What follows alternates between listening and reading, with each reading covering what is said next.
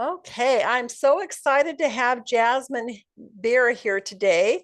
Let me introduce her. From a very young age, Jasmine was rarely without a pen and paper in hand and always eager to create worlds others could get lost in. Over the years, she honed her skills in craft, eventually entering two writing contests in 2018 and 2020. Both were well received, giving her an early glimpse into the world of writing and publishing. After a workplace accident resulted in a back injury, Jasmine realized it was time to make a change, and writing moved to the forefront of her life. In July of 2023, she began working on her first novel, which she completed in 2024 after an intense month of writing. She hopes to publish her debut novel in 2025 and has plans to continue writing and publishing several more books. Jasmine's writing spans across multiple genres, including romantic suspense, historical fiction, westerns, thrillers, and contemporary romance. Thank you so much for joining us tonight, Jasmine. Thank you for having me. This is exciting. Thank you. So, I guess we could start out, if you don't mind. Why don't you tell us, although that was a pretty extensive bio, why don't you tell us a little bit about yourself, and we'll start there, and then we'll go into some questions. I'm going to Okay. continue to let people in. Um, so short story. I grew up in Ontario, Canada. I moved to Nova Scotia in the end of 2019, but I've moved my entire life. So that's how I'll start it. So I moved around a lot. I met new people, went to new schools.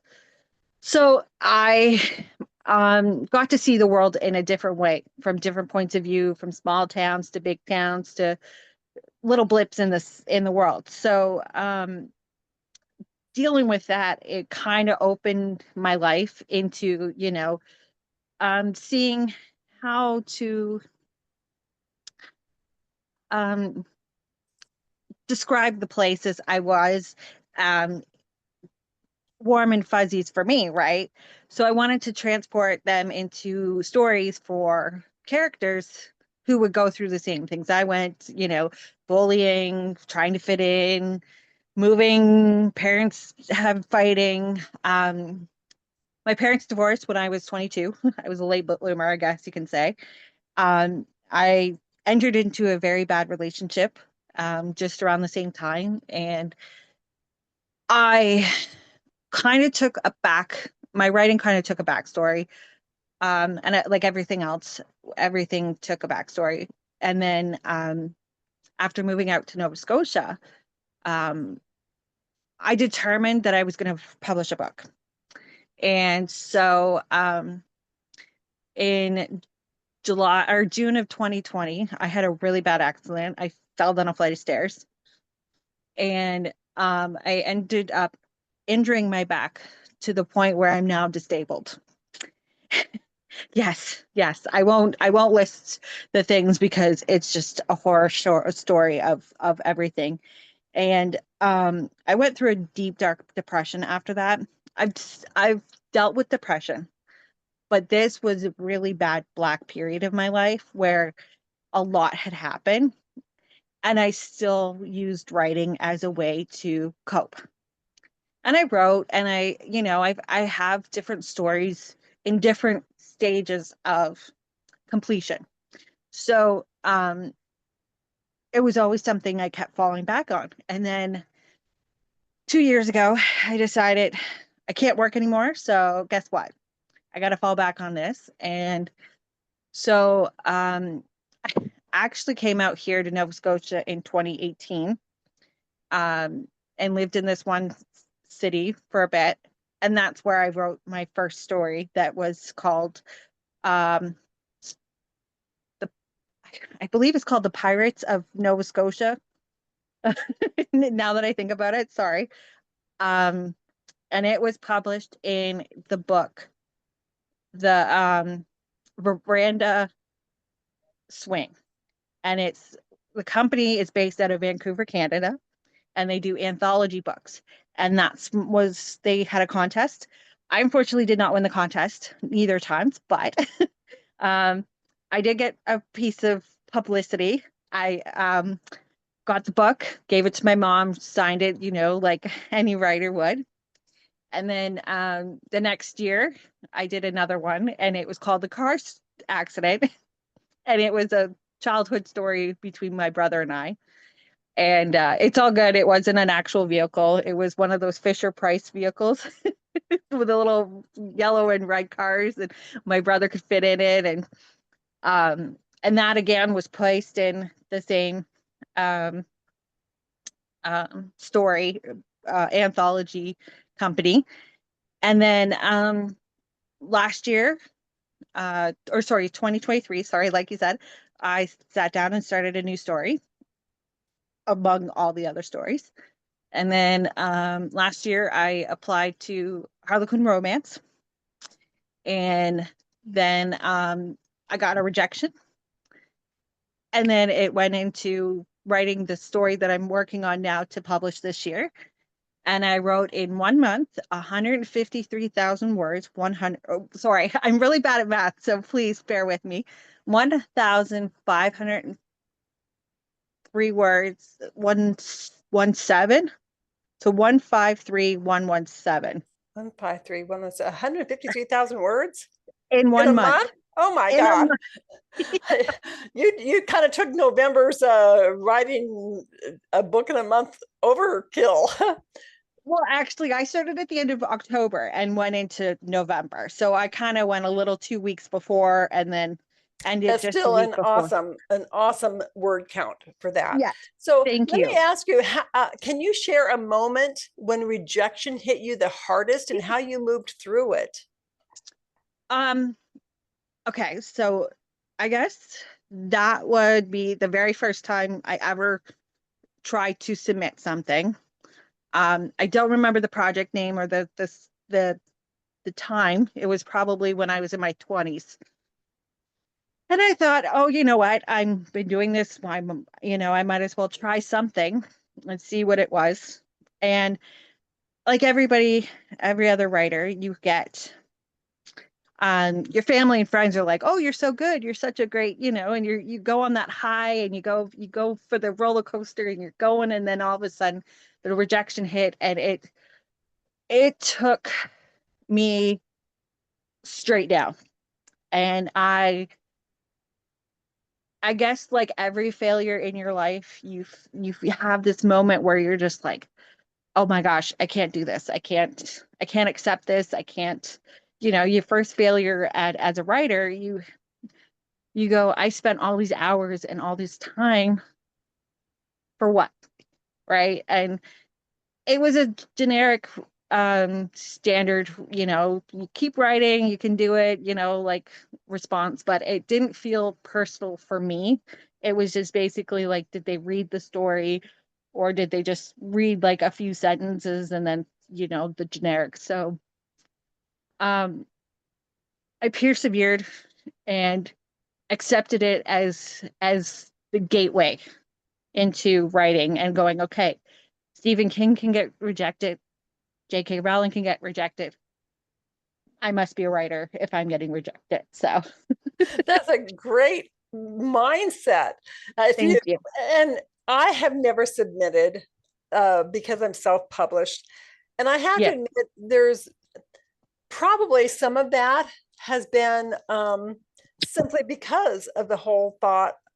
Well, let me put it this way: I have submitted because I submitted two of my novels to Book Excellence Awards, and I did win an award.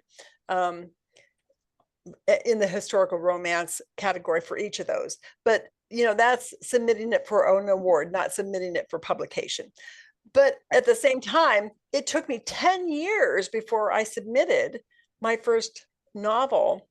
I mean, it had been self-published for 10 years before I was brave enough to submit it to an awards program, because the exact thing that I'm sure that went through my head is I would be judged by other people. Um, Right. and Right. that's something that if we want somebody to read our stuff, then we have to understand that not everyone's going to like it and we're going to be judged anyway. So, what did rejection teach you about your own resilience and determination as a writer? I'm still figuring that out. I'm Okay. figuring out because I think as a writer, when it comes to rejection, even if it's now or back then, there's still parts that you have to learn, right? You can't just accept the rejection at that point and go, okay, I'm just going to rewrite the story. You have to accept it and figure out, is there something in the rejection that is personal, or is it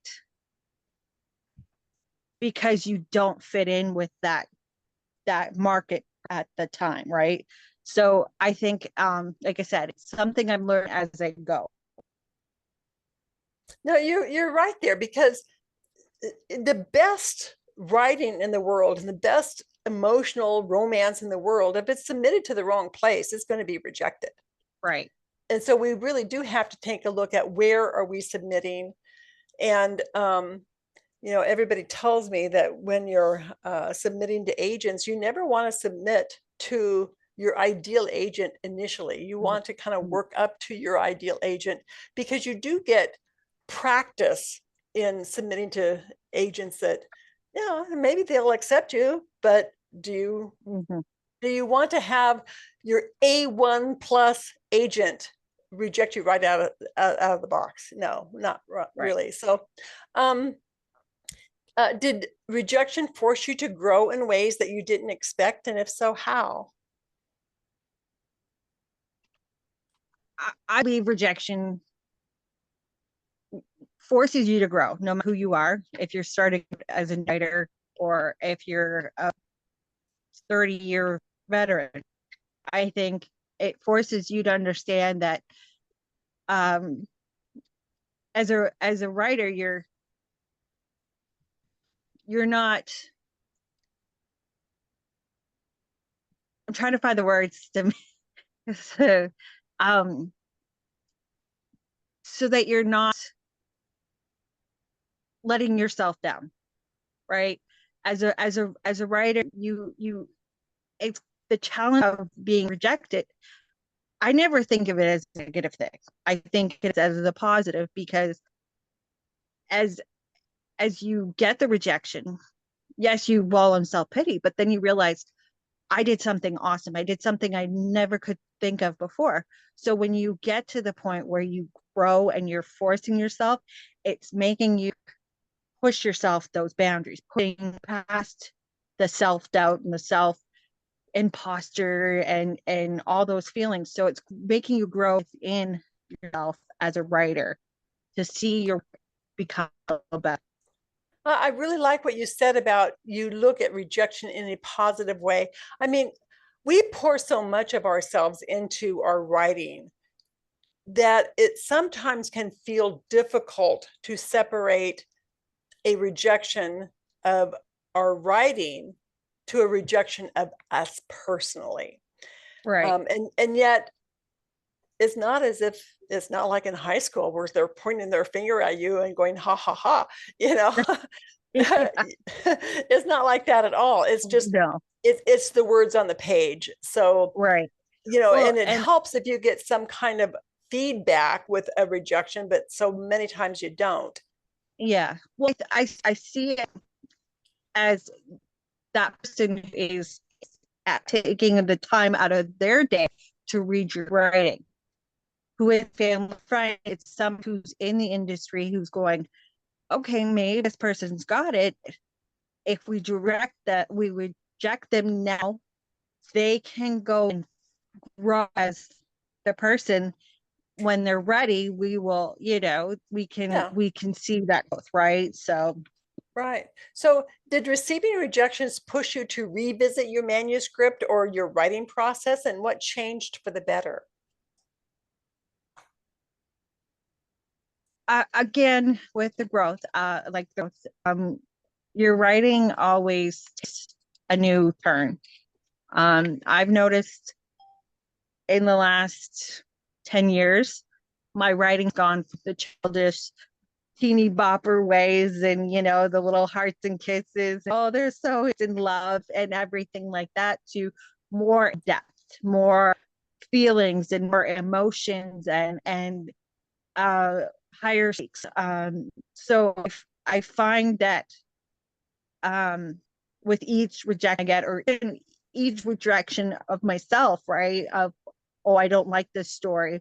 I take a step back and then I go back into it and I go, okay, what can change and what I need to understand about this story? Because maybe thing in the story I didn't understand, right? Like the theme, the goals, or the fatal flaw. I never Mhm. looked at it the same way as I would have if somebody had pointed out, right? So to see it in someone else's eyes, my writing has taken a better stance. And it's Okay. more like I said, it's deeper. Okay. That's good. Um, do you think that in addition to going deeper, do you feel that that has helped you to uncover your unique voice as a writer? I most definitely do. Yes. Um, I think after everything I've gone through as a person, as growing up and, having the things that happened in my life, I finally got to stand up and use my voice, right? And my authentic voice, not one where I'm pleasing everybody or I'm trying to make anybody friend. I'm honest, authentically me, if that's how you can say it. Yeah, Um, no, that's wonderful. And you're right. When we're trying to please everybody else, we're not really right. pleasing anybody, are we? No, no, no. I'm sorry if I'm trying really, this is hard to talk about because I've never talked about it before. So I'm trying Mhm. to communicate in a way that, not sounding nervous Oh, or scared. I appreciate that you're willing to share this because Yes. so often we talk about craft or we talk about opportunities, but we never really talk about how we feel when we Right. get a Right. rejection letter. So, did Yeah. any of the rejection letters that you received, did they redirect you to a better opportunity or an agent or a publisher? Um, or did you concentrate more on the writing? Um, not I don't have a publisher or agent or anything. I'm going off publish. Not because I'm afraid somebody in the industry or that way is going to reject me. That's not. I want to cut out the middleman and just get my books out to the readers because at the end of the day, as a writer, I don't want to have somebody else in control of my work. Right. That's a good point. I want to feel in control. Right? And I'm not saying the industry is bad. That's not at all what I'm saying. I'm just saying, as somebody who has never had control, wants to control themselves. Right. So if I decide that I want to publish after a couple of books, then I know that I have the the ability to accept that person, right? Because I can Mhm. trust myself to listen to them. No, I understand that perfectly. I remember interviewing Colleen Story last year, I think it was, or maybe it was in January, I'm not sure. And she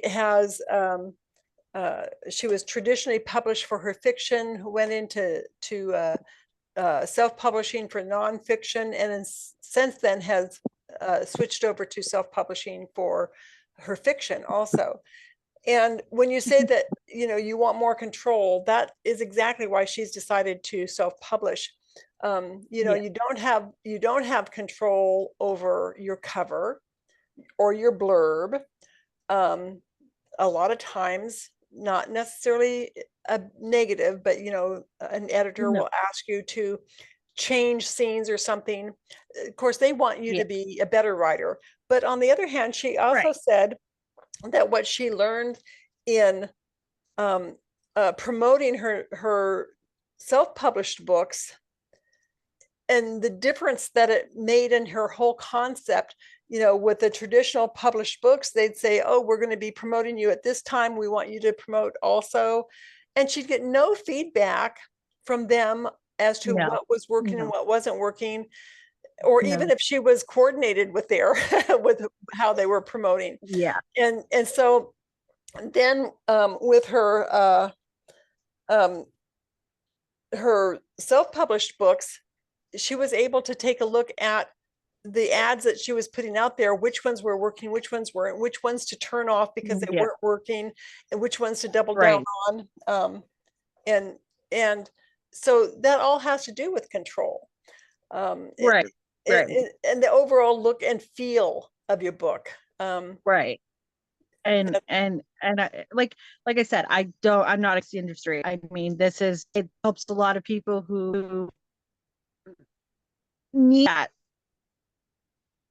somebody to help them guide them along, right? Um, I just I just feel that I'm not I'm not going to be one for playing with the rules. I would I would tell all to go where to go because I am not one to follower, and I find that if you have to follow their rules, then they're the ones who are going to take away the book. They're the ones who are going to take away, oh well, you're going to get pushed because you're not with well, us, right? there's big differences between traditional and self-published. One of the big Right, ones has to do with traditional. You get the editor, you right, get the people who have experience supposedly with yeah, book covers, and you're not having to pay for these things up front, but you yeah. know you get very, Well, very small I have, royalties until yeah, the company earns that back, yeah. versus, yes, you have to pay for Mm, these things yourself. When you're self-publishing, mm, you can still kind of pick and choose which ones are you mm. going to spend your Yeah. money on. Well, I do have a friend who's doing my book cover right now. Actually, it's my brother's friend. He pushed me, and he asked me, and I said, sure, we'll work together. So he's finished my cover over a week this past week. So now it's out of my control, but I get to use him, and he gets me as you know. So Mhm. it's nice to have that, right? So take one thing off the plate. So what advice would you give to writers who feel like rejection means like they will never make it? Embrace it. Totally embrace it because even in the real world, we get rejection, right? And it's an emotion that we all have to go through. So in rejection in writing, it's still emotion. It's still making validate that you can be a writer, that you can do this, and that you will get this. It may not be your time to get published at this point. It's almost a path that you have to go.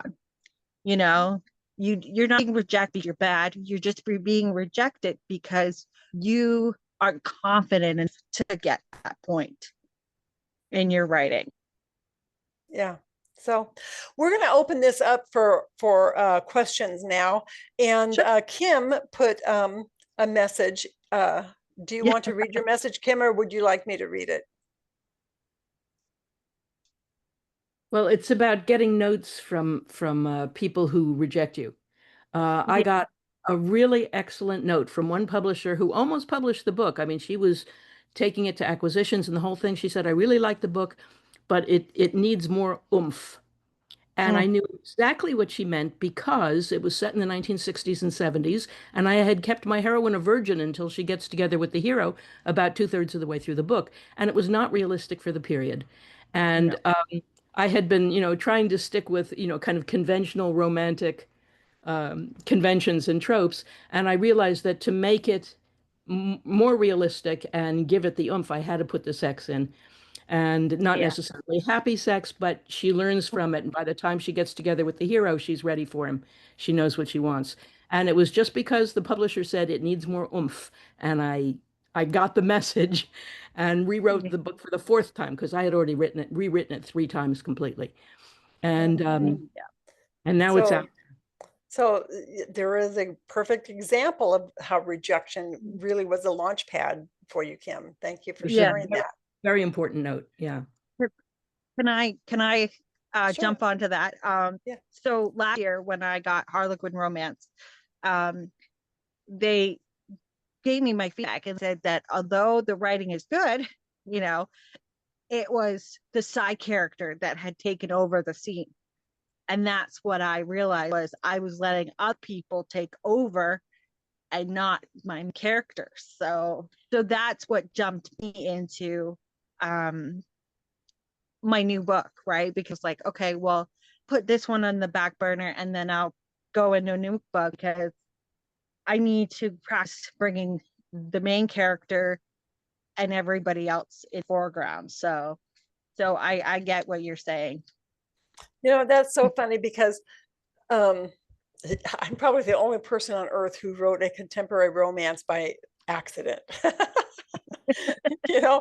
Full length novel, but it was an accident. Actually, it was a writing practice that I had used for free writing for about 10 minutes, put it away. And when I found it again a few months later, it's like, wow, that was really interested me. And I ended up writing a book about it.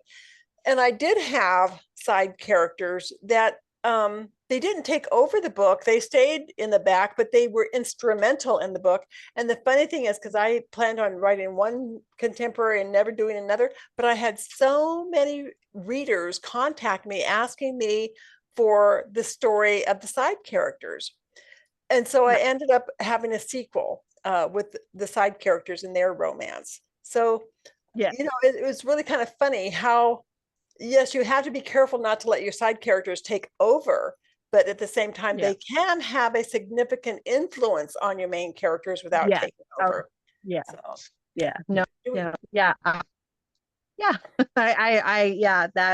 That's the problem, right? Is that character was taking over the scene and I didn't realize it till they told me, and I'm like, okay, I guess I got back to the drawing board. But and I have to say, in my first novel, I had a side character, the mistress of my hero. I ended up liking her a lot. And she did have a very significant part in the book, but she never took over. And I've only had one person say, I really liked that character. So, if more people had said, oh, she really became too significant, then I would have had to have revisited the whole thing. Kim, yes. One thing you can do with side characters who are interesting all by themselves is you can write little stories about them and put them on your website as kind of a reward for people who've read your book who want more. Yeah. Lead magnets are always wonderful. I like it. Yeah, that's good. So do we have other questions? Jasmine, I see you're here, even though you're off camera. Do you have any questions? Or Hazel, do you have any questions? Jiminy? Oh. They're all shy now. So Kim, I know that we're going to be highlighting you here on Romance, Spotlight on Romance within a few months. So so that will be an exciting thing. I like to see familiar faces, and you're pretty familiar. Natalie, you have a question? No, but I got a new goal now. I want to be highlighted in your event. Okay, well, I'll tell you, all you have to do is send me an email with an idea for a topic, and we will make that happen. Kim, I believe you're scheduled for November, if I think so, if I'm correct. So Natalie, December would be the earliest. Okay, so no. Paula, that's a lofty goal. It's like when I get the book out. That's when I'm gonna. I'm not. My book isn't yet. But I got a goal.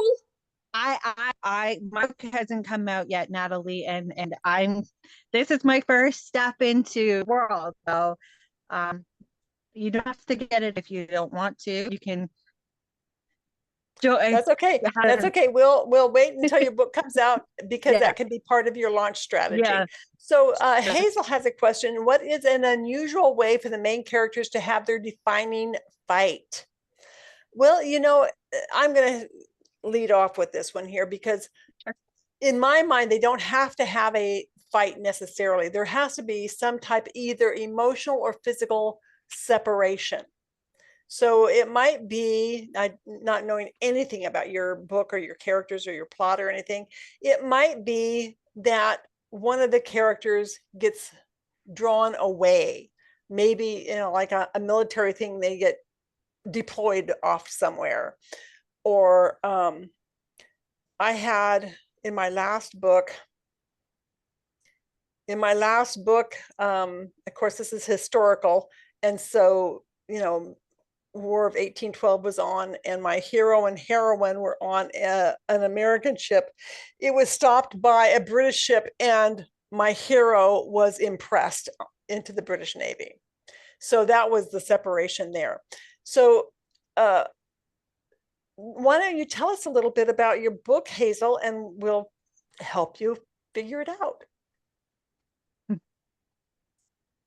Women run the world. Pardon me, what's that? Women run the world on intuition, not Okay. necessarily hard logic, because women can look at a problem and see what the answer is, but they can't just tell you how to get there sometimes. Okay.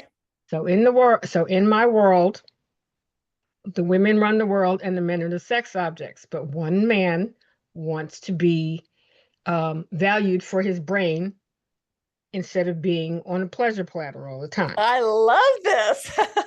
So men still do men things. Me. Women still do women things.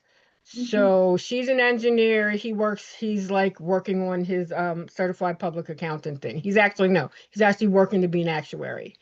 So I got him to the place where, it was chance meeting. They met each other 3 months later. They liked each other, yada, yada, yada.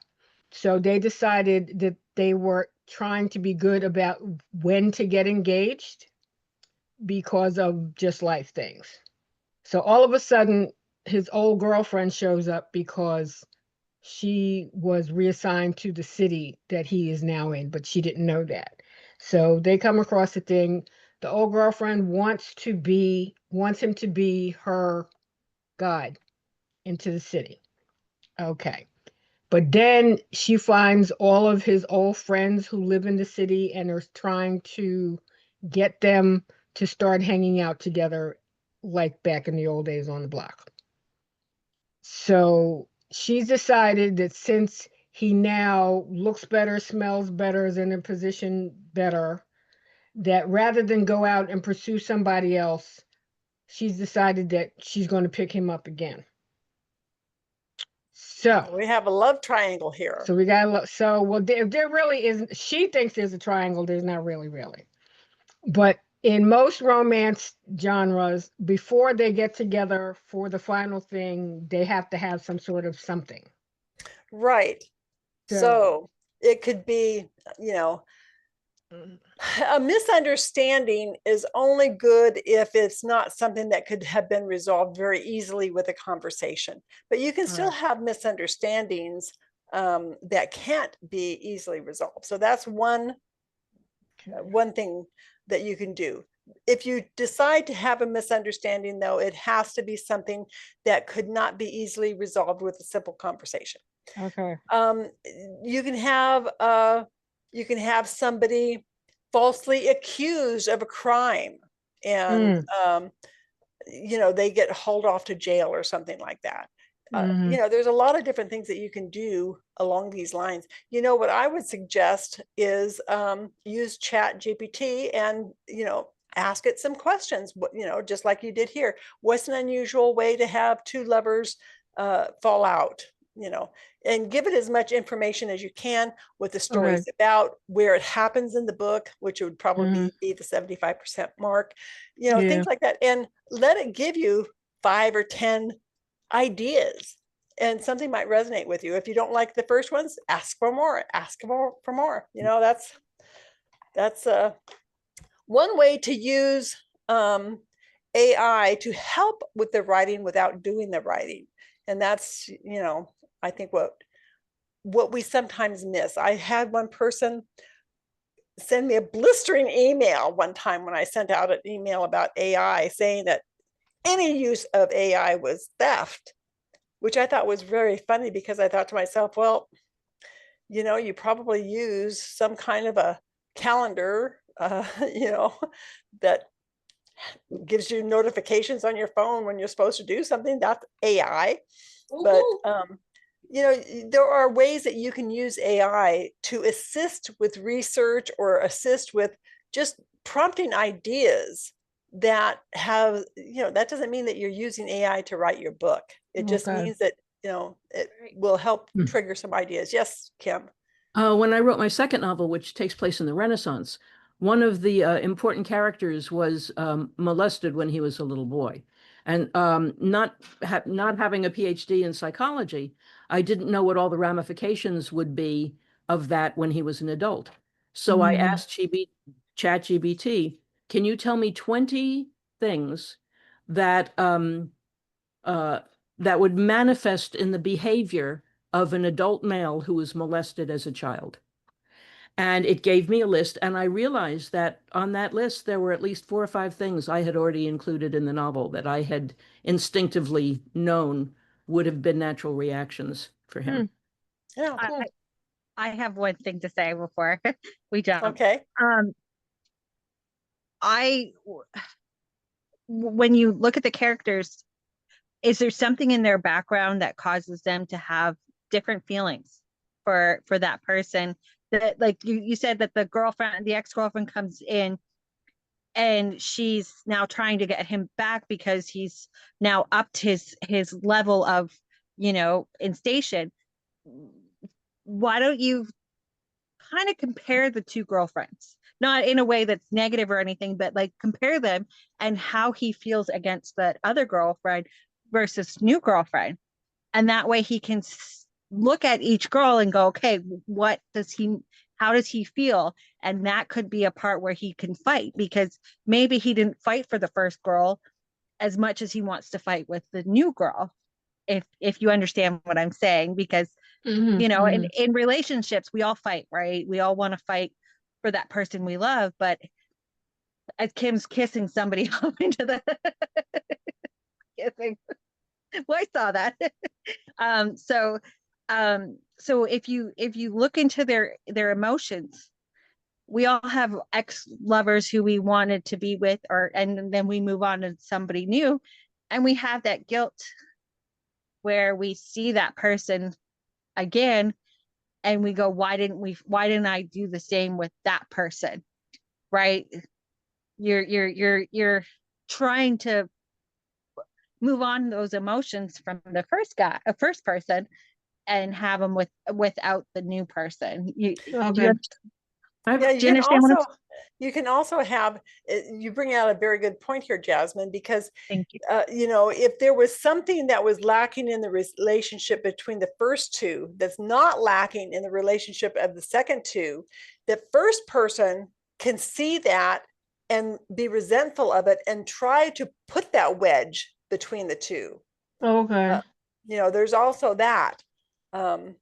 So there's a lot of different ways that we can do that. And I know we kind of got off of rejection, but that's okay, because No. we're here to do what we want to do. Yeah. Also, I wanted to ask Hazel, what's the point of view of the book? Is it strictly from the woman character's point of view, or do you get his point of view? No, it's both their views, because when I was writing it, I'd write her side, then I'd write his side, or either way, whatever was going on. So it would be both. It would be the main characters interacting with each other and trying to figure out, yeah, they like each other. Of course they got to fight to be in love, but it's both of them trying to figure out how to be equals in a world where they don't really say that that's supposed to be. Yeah. Yeah, like go read books from 150 years ago, Hazel, and just reverse your genders of them. That's very definitely. So so a lot of things that today would be acceptable for a man, I guess, would not be acceptable for a man in your book if they have lost their agency or lost their power of self actuation. So is it a real Okay. reversal? Are women allowed to explore their sexuality and men aren't? I mean, is it, does it go that far? No, but see, okay, so basically things are, if the woman gets pregnant and it was not, they don't have the contract to do it, then the man has to raise the child because she doesn't have to do that. Use the For most of the time, the women is the initiator of any kind of relationship. Men can initiate, but that's sort of kind of frowned on. So like I'm saying, basically men still do men things. They still go play basketball, they still play pool, they still go out and hang out with friends. But one of them says that, we were put on the earth to make the women happy. Whatever that means. Wow, what a fantasy, Hazel. What if his previous lover claims that he's the father of her child? That would That cause would be There- great. there's that the would light be. bulb. There's the light bulb. I like that because it's been Yeah. 10 years. Yeah, there you go. Ooh, I like That that would one. that would definitely put a little wrench in the works, wouldn't it? So Yes. okay, do we have anybody else who would like to join in before we wrap things up? Hazel, thank you for joining in. I With love this. troubleshooting with people who have reached a point in their novel where they're not sure what to do. Yeah. I have a little group that's of vintage writers. We're all over 70. And one of them came with a problem in her manuscript where she just couldn't figure out what to do next. And we threw out some ideas and the light bulb went off. And she got very excited and was ready to go back to writing. Those are Yeah. very Yeah. satisfying moments. Well, Not I who just want Jamie to was. I just want to thank everybody for coming tonight. I appreciate you taking your time and taking questions and getting answers that you're gonna need. It was very fun to meet everybody, and I hope that I inspired you guys. Well, So thank I'm you. very inspired. Yes. Yeah. Thank Okay. you. We'll see All right. everybody next month, I guess. Bye-bye. I Bye-bye. Bye, everybody.